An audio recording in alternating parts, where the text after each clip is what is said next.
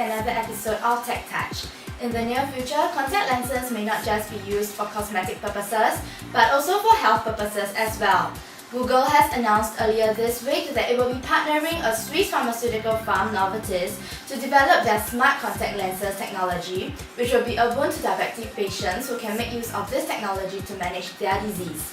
The lenses make use of sensors that are placed between two soft layers to measure glucose levels in the wearer's tears and transmitting this piece of information wirelessly to connected smartphones. This potentially removes the need for diabetic patients to undergo regular and painful blood tests. In addition, Novartis also hopes that Google's expertise in miniaturized technology can help to create contact lenses that restore the eye's autofocus on near objects, hence helping people suffering from vision loss that occurs with age. In other Google news, Google finally drops the controversial real name policy for Google Plus after 3 years. The policy was implemented to try to bring about greater transparency in the online world where everyone can be anyone. Anyone who was caught violating the rules would be banned. However, the policy quickly gathered negative criticism for its limited effectiveness, and people who wanted to remain anonymous were shut out. Next up, Apple and IBM will be collaborating to offer iPhones and iPads that are specially tailored to enterprise users. This will help boost Apple's share of the market for mobile devices for businesses while offering custom-made applications using IBM supercomputing analytics to a mobile workforce. Both companies plan to release more than 100 industry-specific enterprise solutions, including applications developed for the iOS platform, along with IBM Cloud Services, Securities, and Analytics. Apple is expected to pay up to $400 million to compensate consumers in 33 states for illegal price-fixing conspiracy for its electronic books. Apple was accused of working with 5 top publishers in 2009 to 2010 as it introduced its iPad tablet, which raised the prices of electronic books in an attempt to break their competitor Amazon's dominance within the market.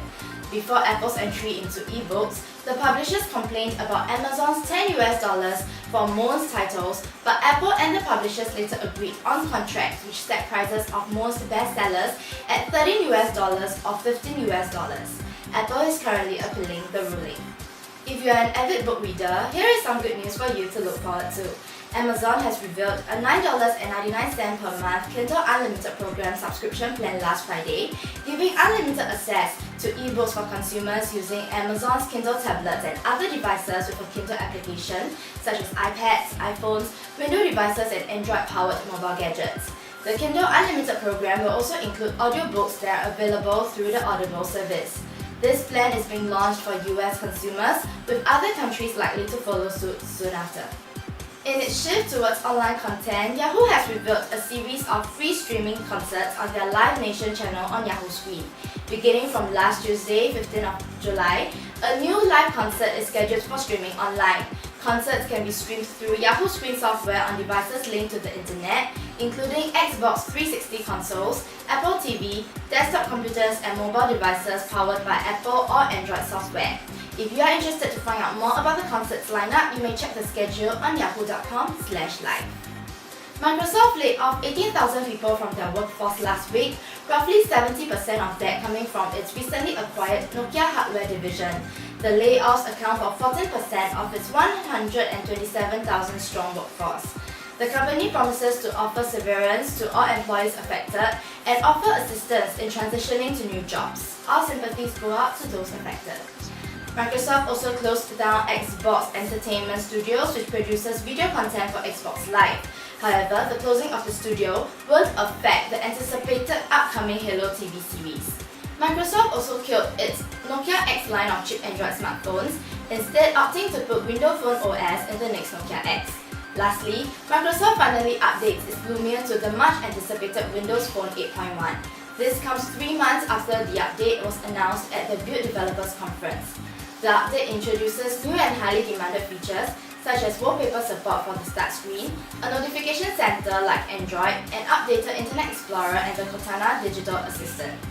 Coming back to home, the Infocomm Development Authority of Singapore has signed a Memorandum of Understanding with the National IT Industry Promotion Agency of the Republic of Korea to support the expansion of Korean tech startups and small and medium-sized enterprises into the Southeast Asian market.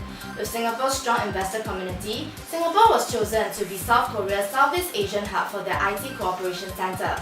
This collaboration will create more opportunities for partnerships between the ICT industries of both countries and also giving tech startups from both countries direct access to each other's markets. Other areas of collaboration include manpower development and training, exchange of thought leadership through seminars and workshops, as well as ICT policies. LG releases their mini version of the G3, the G3B.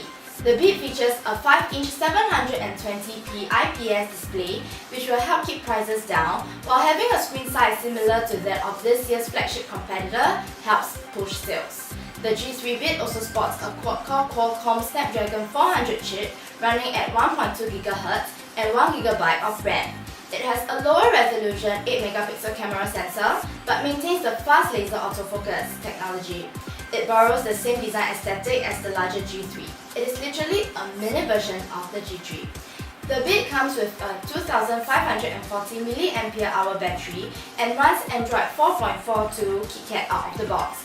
Pricing is not out yet and it is not known if the Beat is coming to Singapore, but industry estimates put the price at roughly $400. So here's hoping that LG will provide Gadget.Gaming.Fix a sample to review. So that's all we have this week at Tech Touch. So if you have any feedback, please type them in the comments below. Thank you and we'll see you again next week.